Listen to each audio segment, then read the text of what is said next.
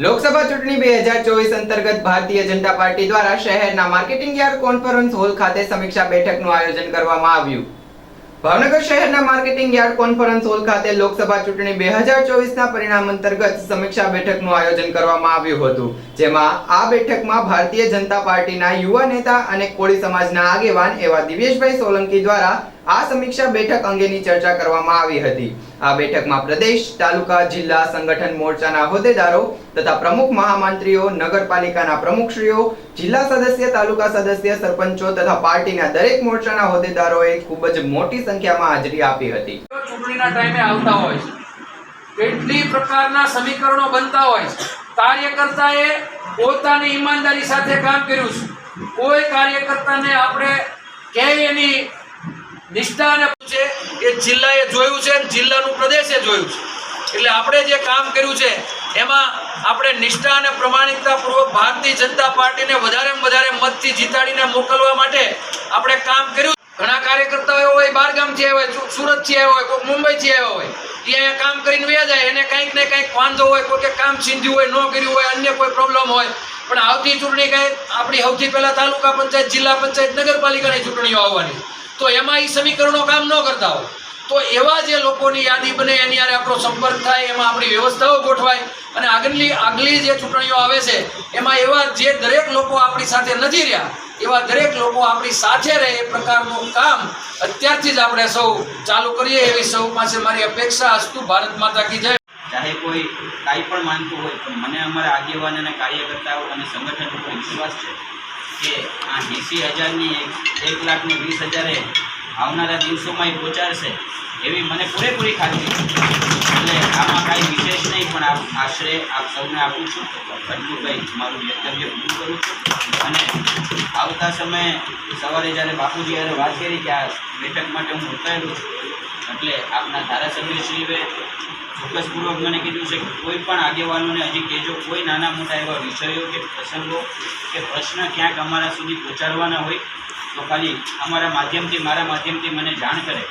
અને એમાં જે ફૂલની તો ફૂલની પાકડી સ્વરૂપે એક પ્રશ્ન હોય આવનારા દિવસોમાં આપણે આપણા લોકો માટે અને આપણી પ્રજા માટે 100% એનું નિવારણ લાવશું એવી આપ સૌને શુભેચ્છા, પ્રાર્થના, સીતારામ। આપણી ભારતીય જનતા પાર્ટીની સરકાર અને સંગઠનના નેતૃત્વમાં આજરોજ જે આપણે સૌએ એક ચિંતન શિબિર તરીકે એક મંથન માટે જ્યારે બેઠક બોલાવેલી છે ત્યારે આપણા સૌના વડીલ અને મુરબ્બી,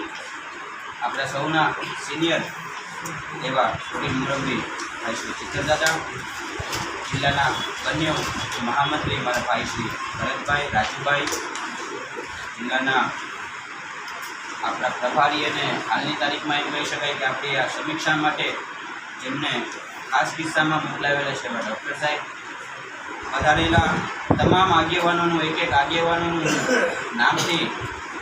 પૂછું નામ લઈને બોલાવી શકતો છું, પણ તમામ સન્માનનીય અમારા મુખ્ય આગેવાનો, પદાધિકારીશ્રીઓ,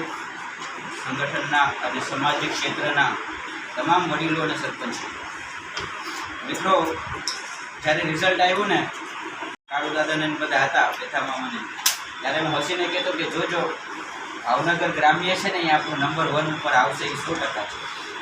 છે। અને ખરેખર એ વાતનો ઉત્સાહી છે કે 80,000ની લીડ, દાદા 80,000ની લીડ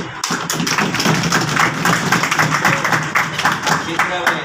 અને આ વિધાનસભાએ લાવી હોય ને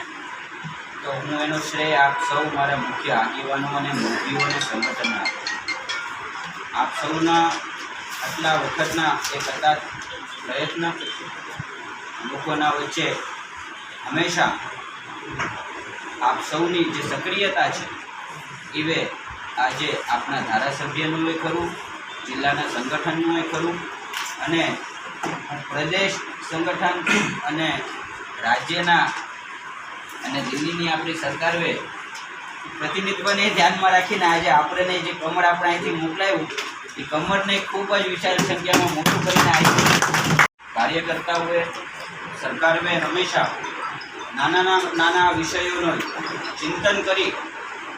અને એના લાભાર્થીઓ સુધી અને ભવિષ્યમાં